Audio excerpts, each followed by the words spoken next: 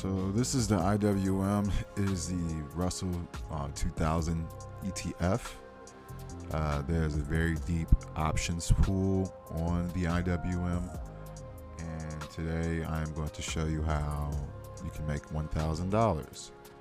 So basically looking at what's going on with the price action within the market, for the advanced people that they know that they were looking at possibly a wave 4 ABC, which happened into yesterday's session, and today would have been the start of a wave 5 continuation pattern higher, and we kind of got that on a test of today's low at the open, which was kind of in the IWM, was yesterday's pullback.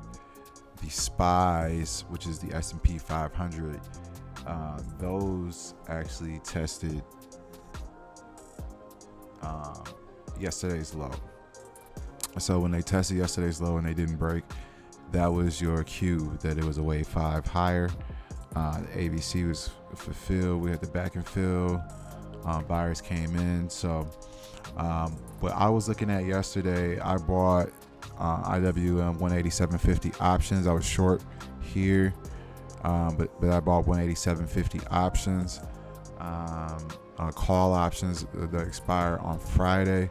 They were trading for around 27 cents or 30 cents then. So say for instance, if you have a $200 account, you could have bought 6 or 7 contracts, but for about $200, and those same options, if I can find them for you.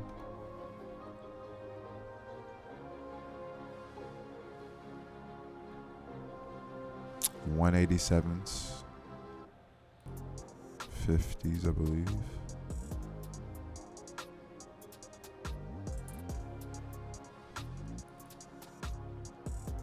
So it closed at 196,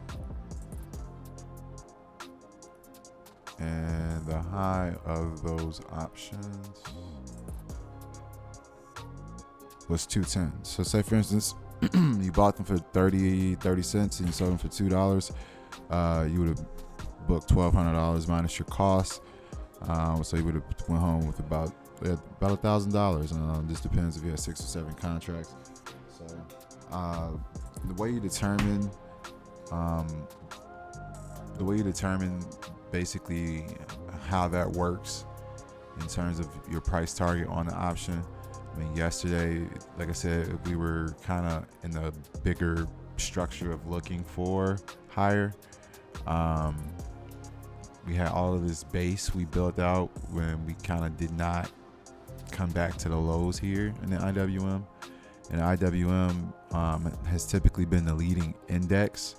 So whenever the IWM is relatively stronger than the NASDAQ and the S&P, that is kind of a tell that the NASDAQ and the S&P will catch up to the IWM. So that was kind of was my thought process today. As you can see, during the day, it was not as low as the S&P. The S&P checked yesterday's low, tested.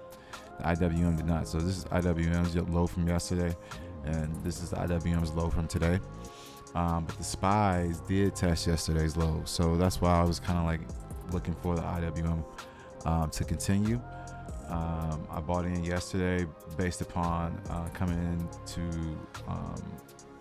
this pullback. I was short off of this little area here just for a little cute short. But then I was thinking, okay, well, let's get long. And I was also short the UVXY 1350 via 1350 put options that expire on Friday. So that was a good play. We basically got the target. We got our wave 5 tomorrow, which will be Friday session. I think that we want to come in to test this red bar high here around 192.50. We may even fill this gap in here or higher. So if we do, then I think it's possible that we could probably be looking for shorts again. So that's it for the IWM. Let's talk about the QQQ. I'm looking for 320 on the Qs. think that can get hit tomorrow. If that gets hit, it's kind of like coming into this area here. Like I said, relatively speaking, this is horizontal resistance here. We kind of broke up, then broke right back down. So that's kind of like this stuff up here is, you know, IWM is kind of in that area, but the Qs are lagging the IWM. Like I said, the IWM is typically a leading index, and the Qs will catch up. And you can see also the Qs came back and tested yesterday's low, but held. So that's kind of like a really big tell. You always want to look and see if things are checking and testing their prior day lows and holding. If they're making new lows, then you're probably looking at a different type of setup than, you know, a continuation. So yeah, I'm looking for 320 tomorrow on the Qs. I'm going to probably be getting long.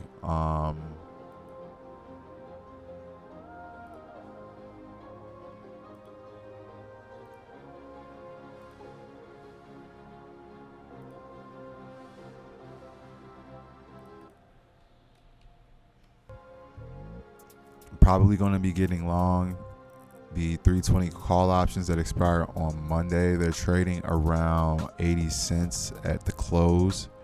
If I can get in for anything around like 65 to 50 cents tomorrow, I'll be pretty happy.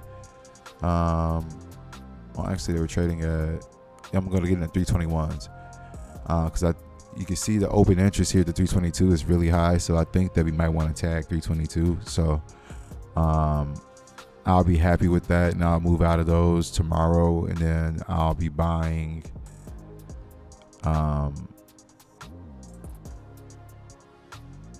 puts for next week, probably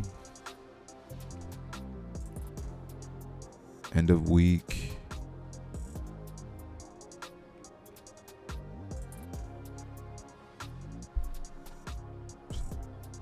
$308s.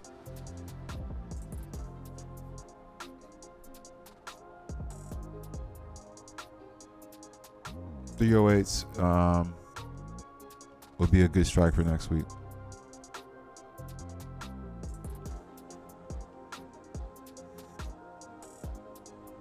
Yeah, they're nice. They're nice and fat on the weekly, on the 15th expiration, and they're pretty cheap on the Wednesday expiration. So it's a lot of vol built into that. So definitely, if we start extending to the upside, I would look for a short because they're not going to just make it that easy for bulls. The bulls have had, you know, they've done their thing. I'm not going to take anything away from the bulls. I've been a bull. And we'll see if we can get a continuation.